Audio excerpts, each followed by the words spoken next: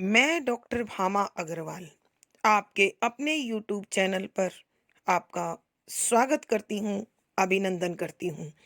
आइए प्यारे बच्चों, आज हम डॉक्टर धर्मवीर भारती द्वारा रचित विप्रलब्धा नामक कविता का अध्ययन आरंभ करते हैं। इस कविता के अध्ययन से पूर्व इसे सरल और सहज बनाने के लिए हम कुछ स्मरणीय बिंदुओं पर अपना ध्यान केंद्रित करते हैं।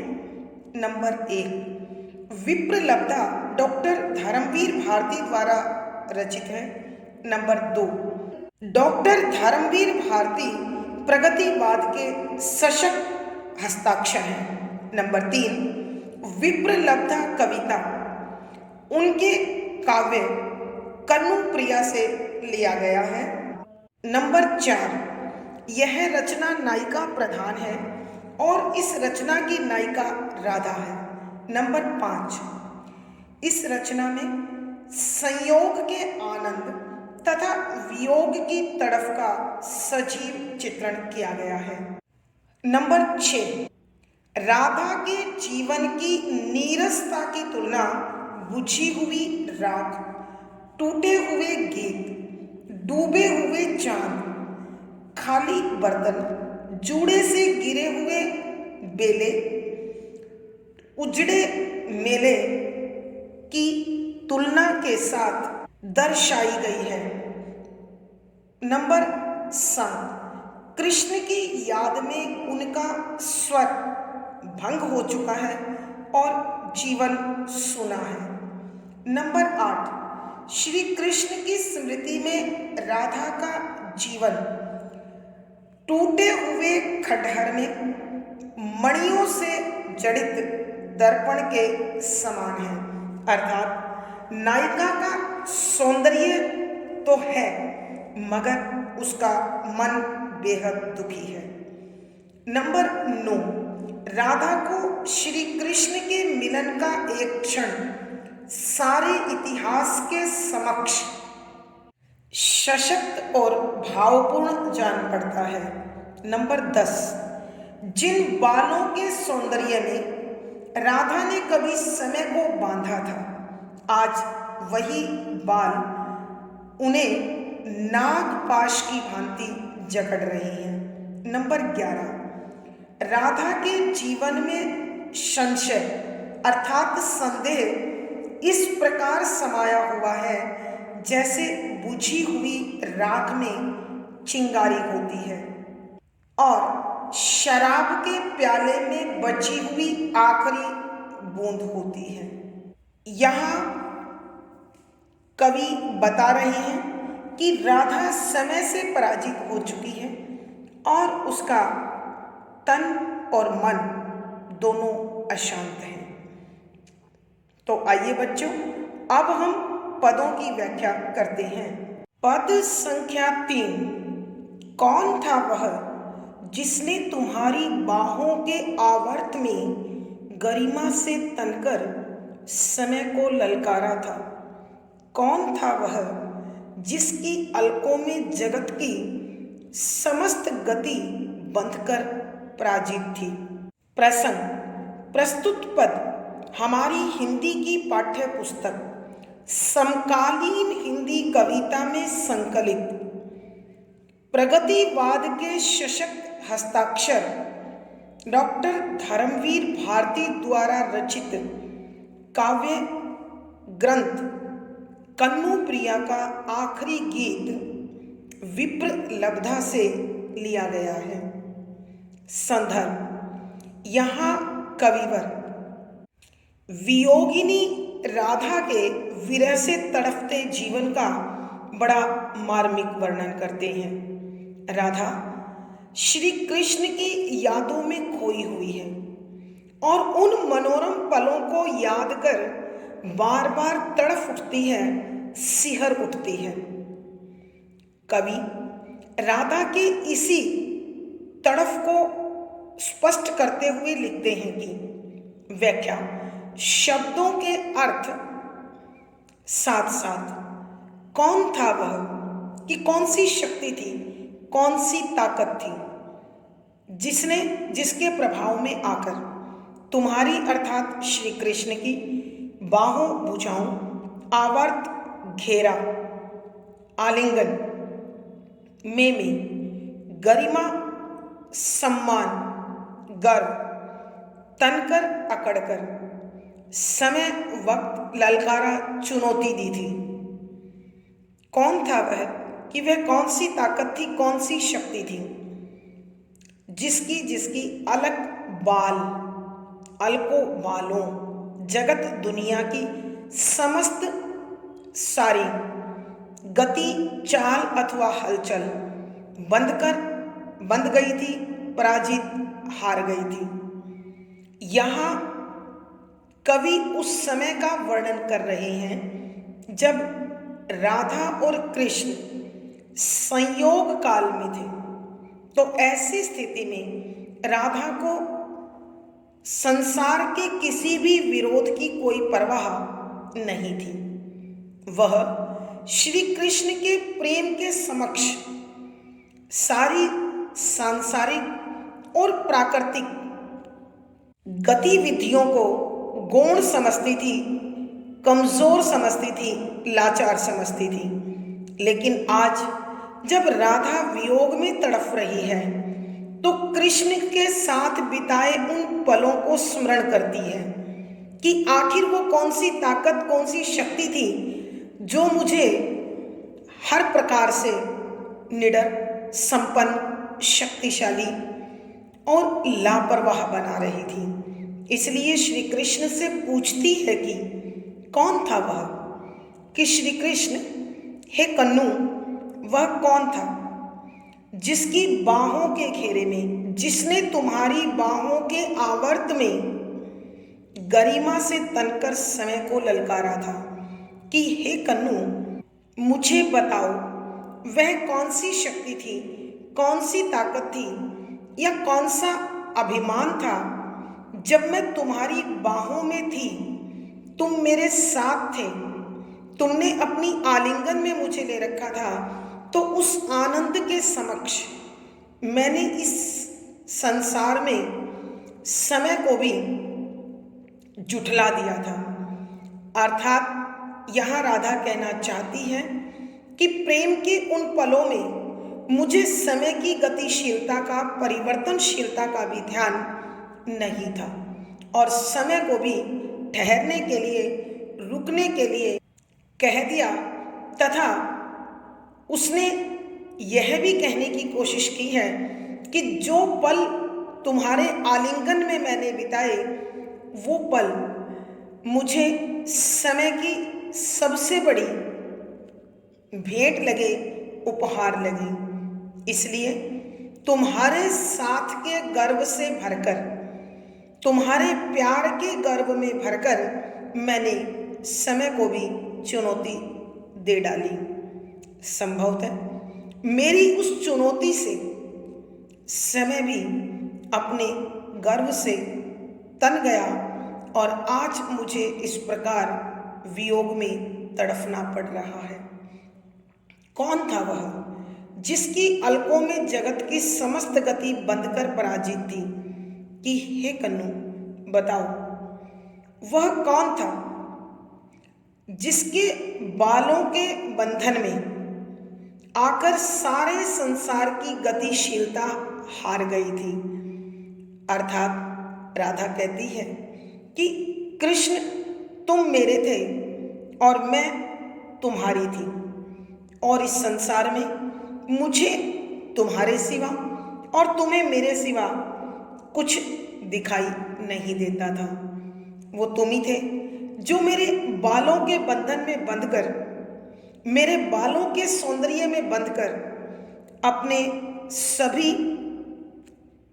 कार्यों को भूल जाते थे और सभी दिशाएं, सभी, और उस समय मेरे बालों के उस बंधन में इस संसार का प्रत्येक तत्व, परिवर्तनशीलता, दिशाओं का विभाजन, पृथ्वी और आकाश का संचार, सब तुमने उन बालों की गति के साथ जोड़कर रोक दिया था।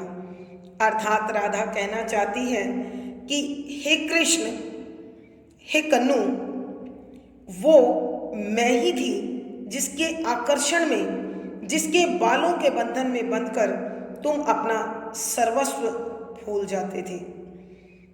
हे कृष्ण, मैं तुम्हारी राधा ही थी, तुम्हारी कन्नू प्रिया ही थी, तुम्हारी प्रिया ही थी। अर्थात राधा पूछना चाहती है कि कृष्ण, अब तुम मेरे बिना और मुझे छोड़कर कैसे वहाँ रह रहे हो जो एक पल भी मेरे बिना रहना स्वीकार नहीं करते थे। आइए बच्चों, इस पद की व्याख्या हम एक बार फिर करते हैं। यहाँ राधा रानी संयोग के उन पलों को याद करती हैं जो उसके सामने अपने आप को दोहराते हुए, लहराते हुए बार बार आते हैं। आज अपने वियोग की दशा में तड़फती हुई उन पलों को स्मरण कर रही है जिन्हें उसने स्थायी समझ लिया था, जिन्हें उसने समय के प्रभाव से, सांसारिकता के प्रभाव से, प्रकृति के प्रभाव से मुक्त समझ लिया था।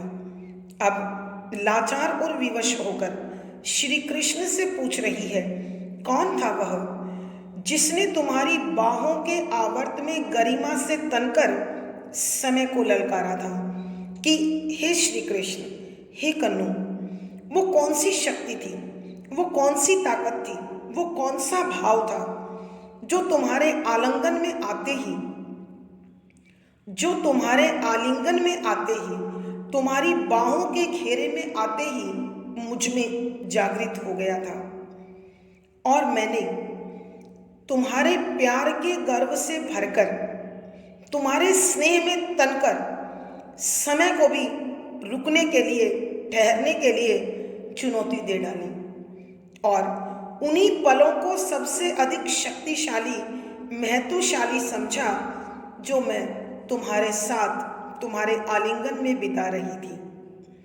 अर्थात समय के परिवर्तन ने आज मेरे उस अभिमान को, उस गर्व को, उस भाव को चूर चूर कर दिया है। कौन था वह जिसकी अलकों में जगत की समस्त गति बंधकर पराजित थी कि हे श्री कृष्ण, वो कौन था जो मेरे इन बालों में, मेरे इन बालों के सौंदर्य में, मेरे इन बालों के बच्चों में सारे संसार की गति बांध रखी थी और सारी गतिविधियां उसके सामने हार गई थी। अर्थात राधा कहना चाहती है कि कृष्ण, तुम मेरे थे और मैं तुम्हारी थी, इसलिए तुम मेरे बालों के आकर्षण में इस प्रकार सब कुछ भूल गए थे कि सभी दिशाओं का विभाजन, प्रकृति का संचालन, समय की गतिशीलता सब इन बालों के प्रभाव में उलझकर रह गई थी। अब राधा श्री कृष्ण को स्मरण कराते हुए कहती है कि वो मैं ही थी, तुम्हारी राधा, हे कन्नू, तुम्हारी प्रिया, तुम्हारी कन्नू प्रिया। लेकिन आज तुम मेरे उस प्रभाव को, मेरे बालों के उस आकर्षण को भूलकर मुझे अकेला छोड़कर मुझसे दूर चले गए हो। भावार्थ, कवि के कहने का भाव यह है कि वियोग के पलों में अक्सर प्रेमी जोड़ों को संयोग के पलों की याद आती है और उन्हें और अधिक तड़फाती है, बेचैन करती है। विशेष यहाँ कवि ने यह स्पष्ट करने की कोशिश की है कि राधा और कृष्ण के संयोग काल में सभी प्राकृतिक और सांसारिक गतिविधियां उनके लिए ठहर गई थी। शुद्ध साहित्यिक खड़ी बोली का प्रयोग है। यहाँ कवि ने लक्षणा शब्द शक्ति का प्रयोग किया है। वियोग श्रृंगार रस माधुर्य गुण है, मुक्तक छंद गेय शैली और संगीतात्मकता बनी हुई है। यहाँ अनुप्रास, स्मरण, मानवीकरण, प्रश्न, अतिशयोक्ति आदि अलंकारों का सुंदर सटीक प्रयोग हुआ है। पद संख्या 4। कौन था वह जिसके चरम साक्षात्कार का एक गहरा क्षण सारे इतिहास से बड़ा था, सशक्त था? कौन था कन्नू? वह तुम्हारी बाहों में जो सूरज था, जादू था, दिव्य था, मंत्र था, अब सिर्फ मैं हूं, यह तन है और याद है। प्रसंग पूर्ववत। संदर्भ: यहाँ श्री कृष्ण के विरह में तड़फती हुई वियोगिनी राधा के हृदय का मार्मिक चित्रण किया है और राधा अपने संयोग के बिताए हुए पलों को याद कर कर अपने आप से प्रश्न और उत्तर कर रही है। मानव मन की या प्रेमी मन की इस स्थिति का बड़ा मार्मिक चित्रण करते हुए कविवर लिखते हैं कि कौन था वह? व्याख्या: शब्दों के अर्थ साथ साथ। कौन था वह कि आखिर कौन सा भाव था वह जिसके चरम साक्षात्कार एक दूसरे का पूर्ण रूप से मिलना, भेंट करना, गहराई का क्षण, समय, पल, सारे इतिहास की समूचे इतिहास से अधिक सशक्त, शक्तिशाली था, ताकतवर था। सूरज ऊष्मा और सौंदर्य से भरा, जादू वश में करने की ताकत रखने वाला, दिव्य अलौकिक मंत्र, फिर वही वशीकरण लिए हुए चंद शब्द, तन, शरीर, याद, स्मरण। यहाँ राधा जो श्री कृष्ण के वियोग में तड़फ रही है, एकांत में है और उस एकाकीपन से अपने आप को तड़फने से बचाना चाहती है, लेकिन जो संभव नहीं है। राधा की आंखों के सामने संयोग के पल मुड़ मुड़कर लहराते हुए आ रहे हैं, अपने आप को दोहरा रहे हैं। इसलिए राधा स्वयं से प्रश्न करती हुई पूछती है, कौन था वह कि वो कौन सा भाव था जिसके चरम साक्षात्कार का एक गहरा क्षण, कि वो कौन सा पल था, वो कौन सा भाव था, वो कौन सा विचार था, वो कौन सा आकर्षण था जिसमें श्री कृष्ण और मेरे मिलन का, गहराई से मिलने के उस क्षण में मैंने सारे इतिहास को झुठला दिया था। अर्थात वह कहना चाहती है कि प्रेम की नियति को भी राधा ने और कृष्ण ने उस समय स्वीकार नहीं किया था। उन दोनों के मिलन का जो गहरा पल था, उस पल के समक्ष सारा इतिहास छोटा बोना हो गया था।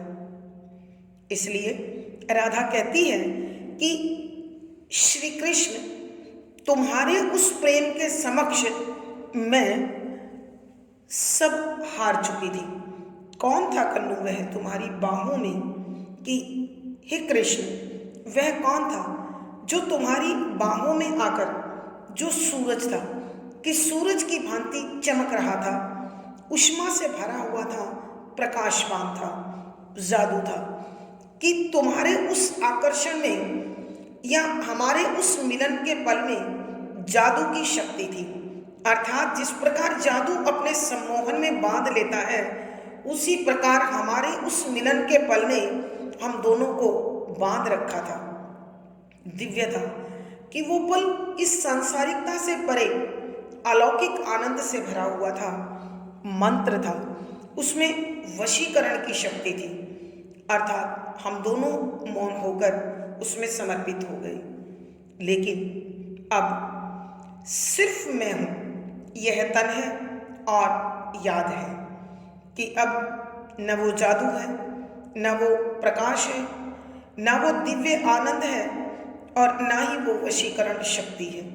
अब विरह में तड़पती हुई अकेली मैं हूं, और मेरा यह शरीर है जो प्रतिपल इस वेदना में जल रहा है, और वो यादें हैं जो मेरे विरह को बढ़ा रही हैं, तड़फा रही हैं, सिहरा रही हैं। आइए बच्चों, एक बार फिर हम इस पद की व्याख्या करते हैं।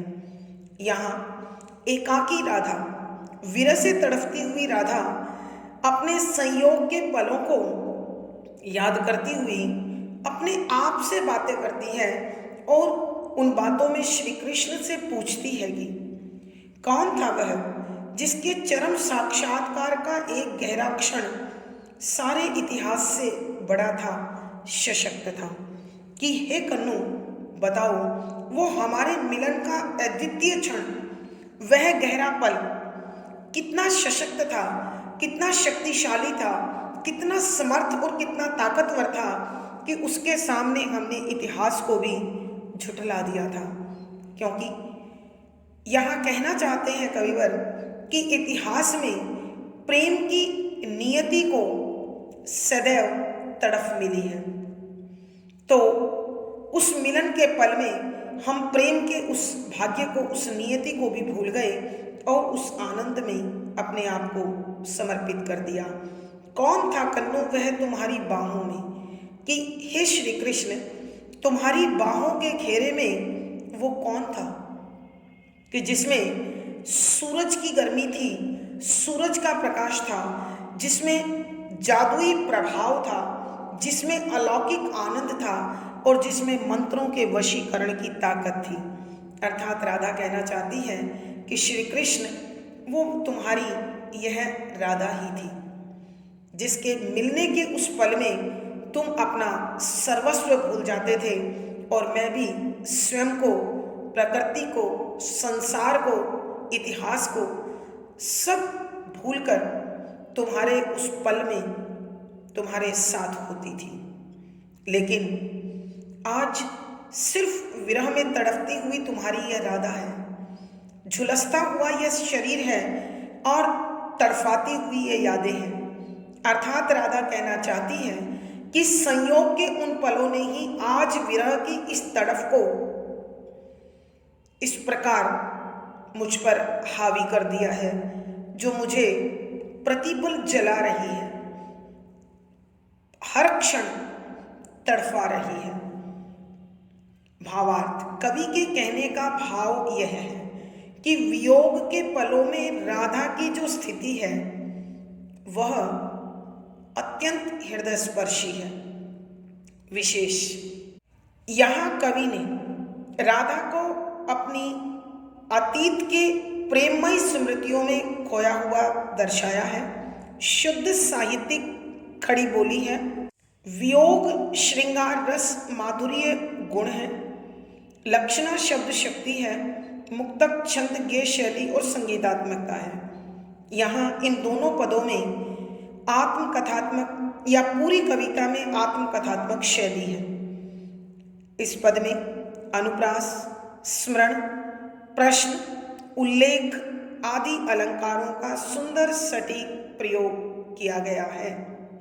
आज की कक्षा में बच्चों इतना ही। अगली वीडियो में फिर मुलाकात होगी। पिछली वीडियो का लिंक आपको डिस्क्रिप्शन बॉक्स में मिल जाएगा। आशा है पढ़ा गया विषय आपको आनंद दे रहा होगा और समझ में भी आया होगा। अपने भाव व विचार कमेंट बॉक्स में लिखें। वीडियो को लाइक करें, शेयर करें और चैनल सब्सक्राइब करें। आपका दिन और जीवन मंगलमय हो, इसी शुभकामना के साथ आभार, धन्यवाद।